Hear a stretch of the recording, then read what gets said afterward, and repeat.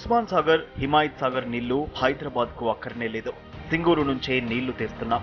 Godavari, Krishna water సరిపోయినన్ని తెస్తున్నాం. సుంకిజాల పనులు మొదలైనాయి. గోదావరి జలాలు మల్లన్న సాగర్ కు అక్కడి నుంచి గ్రావిటీ ద్వారా హైదరాబాద్ కు వచ్చే అవకాశం ఉంది. భవిష్యత్తులో ఇంకో 100 సంవత్సరాల వరకు హైదరాబాద్ కు తాగునీటి సమస్య రాదు. ఇవన్నీ అసెంబ్లీ సాక్షిగా సీఎం కేసీఆర్ చెప్పిన మాటలు. కానీ ఆయన చెప్పిన ప్రాజెక్టుల్లో ఒక్కదాని పనులు కూడా ఇప్పటికీ మొదలు కాలేదు. ఆ పనులు ఎప్పుడు మొదలవుతాయో, ఎప్పుడు పూర్తవుతాయో కూడా తేలడం లేదు. అలాంటప్పుడు గ్రేటర్ తాగునీటి అవసరాల కోసం జంట జలాశయాలపై ఆధారపడాల్సిన అవసరమే లేదని చెప్పడం ఏంటని రిటైర్డ్ ఇంజనీర్లు అంటున్నారు. ఆ జంట జలాశయాలు లేకుంటే హైదరాబాద్ కు తాగునీటి తిప్పలు తప్పవని చెబుతున్నారు.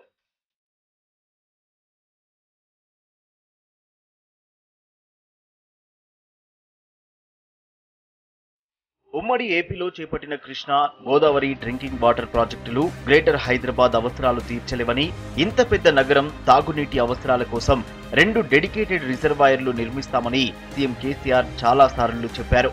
మేడ్చల్ జిల్లా మూడుచింతలపల్లి మండలంలోని కేశవాపూర్లో 20 టీఎంసీల కెపాసిటీతో రిజర్వాయర్ ప్రతిపాదించారు.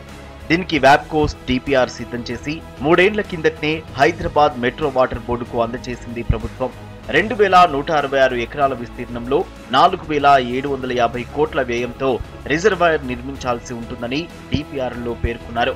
అంత భారీ మొత్తం కేటాయించడం సాధ్యం కాదని సర్కార్ తేల్చి చెప్పడంతో దాన్ని 5 టీఎంసీలకు కుదించారు. దీనికి 2000 కోట్లకు పైగా ఖర్చవుతుందని అంచనా వేశారు. మొత్తం 1530 ఎకరాల భూమి సేకరించాల్సి ఉండగా అందులో అటవీ భూమి 1234 ఎకరాలు, 90% అటవీ భూములు సేకరించాల్సి ఉండడం, ఇక్కడ డిఫెన్స్ ట్రైనింగ్ క్యాంపులు నిర్వహిస్తుండటంతో ఆ భూముల బదలాయింపుపై మొదట్లోనే సందేహం వ్యక్తం చేశారు. కాళేశ్వరం ప్రాజెక్టులో భాగంగా నిర్మించిన కొండపోచమ్మ సాగర్ నుంచి కేశవాపూర్ రిజర్వాయర్ కేవలం 15 కిలోమీటర్లే కావడంతో గ్రావిటీ ద్వారా నీళ్లు తీసుకునేందుకు ప్రణాళికలు రెడీ చేశారు. దీనిపై అప్పట్లో హడావిడి చేసిన సర్కార్ తర్వాత సైలెంట్ అయిపోయింది. నాగార్జున సాగర్ నుంచి తరలించే నీళ్లు నిల్వ చేయడానికి రాచకొండ గుట్టల దిగువన 10 టీఎంసీల కెపాసిటీతో మరో రిజర్వాయర్ నిర్మిస్తామని అప్పట్లో రాష్ట్ర సర్కార్ ప్రకటించింది.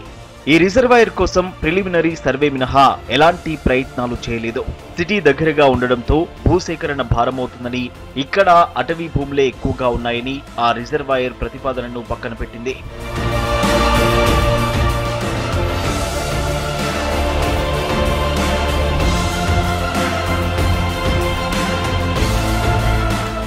ప్రస్తుతం నాగార్జున సాగర్ నుంచి హైదరాబాద్ తాగునీటి కోసం 500 అడుగుల నుంచి నీటిని పంప్ చేస్తున్నారు. భవిష్యత్తులో కృష్ణాలో వరదలు తగ్గితే సాగర్లో 462 అడుగుల నుంచి నీటిని తరలించేలా సుంకిజాల ప్రాజెక్టును ప్రతిపాదించారు. 1450 కోట్లతో చేపట్టే ఈ ప్రాజెక్టు పనులను మెగా ఇంజనీరింగ్ సంస్థ దక్కించుకుంది. టెండర్ ప్రక్రియ పూర్తయి దాదాపు ఏడాది అవుతున్నా నిధులు కేటాయించకపోవడంతో పనులు మొదలు కాలేదు. 2022-23 బడ్జెట్లో ఈ ప్రాజెక్టుకు 750 కోట్ల రూపాయలు కేటాయించారు. ఆ నిధులు సకాలంలో విడుదల చేసి వచ్చే బడ్జెట్లోనూ నిధులిస్తే 2024 నాటికి ఈ ప్రాజెక్టు అందుబాటులోకి వచ్చే అవకాశం ఉంది.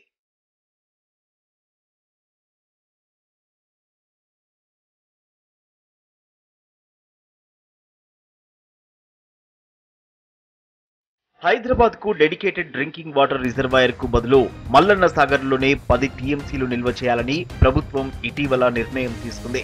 అక్కడి నుంచి 2 స్టేజీల్లో కొండపోచమ్మకు నీటిని తరలిస్తారు.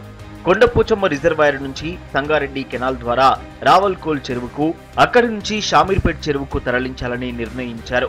రావల్కోల్ చెరువు నుంచి ఔటర్ రింగ్ రోడ్ పక్క నుంచి ఉస్మాన్ సాగర్, హిమాయత్ సాగర్ కు నీటిని తరలించాలని రిటైర్డ్ ఇంజనీర్లు ప్రతిపాదించారు.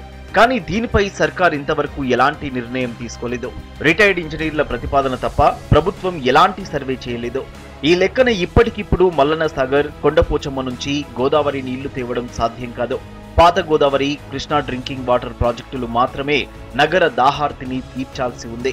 సర్కారు చెప్పిన ప్రాజెక్టులు మొదలే కాకుండా 2 రిజర్వాయర్ల ప్రతిపాదన పక్కన పెట్టినా ఉస్మాన్ సాగర్, హిమాయత్ సాగర్ నీళ్లే హైదరాబాద్ కు అక్కర్లేదని సీఎం ప్రకటించడంపై రిటైర్డ్ ఇంజనీర్లు విస్మయం వ్యక్తం చేస్తున్నారు. ఆ జంట జలాశయాలు లేకుంటే హైదరాబాద్ తాగునీటికి కటకట తప్పదని అంటున్నారు.